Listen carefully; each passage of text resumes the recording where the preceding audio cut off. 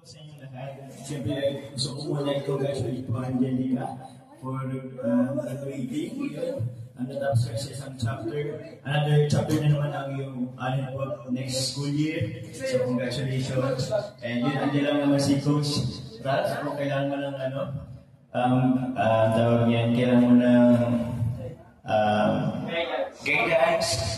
Kung meron kang ipapatulong sa iyong sa mga susunod na year, school year, just Coach Ralph, andiyan kayo, andito ang mga kuya mo, if ever mo na kailangan mo.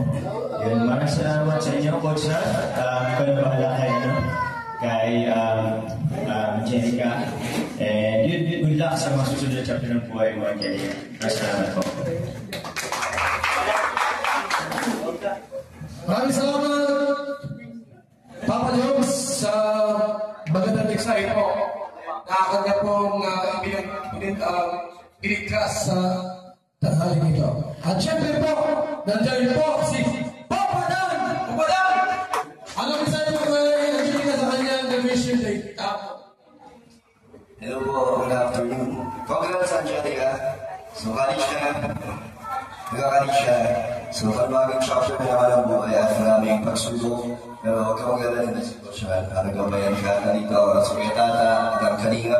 So, congrats and ano lang, tuloy-tuloy lang ito matapos. Congrats. Maraming salamat kay Papa Dan. Siyempre, kumaya po, aking po si Carl. Ano niya kay Angelica, no? Actually po, narinig kayo. Nakuli kayo dumating kasi hindi lang po. Nakaya po kami ng 30 minutes. First ones, second ones po, yung mga nahuli, ay sinarado mayroon sa akin dyan. Ang magpapakita po si Carl po, siyempre, may sabi kami sa part 2. Okay? Habang inaandag po ni Carl yung awit po naman, tawagin naman si Kuya David para sa short message. Kuya David, ayun dito. Hindi ka naman sila awit, kanta dyan para gusto mong mas sweet, di ba?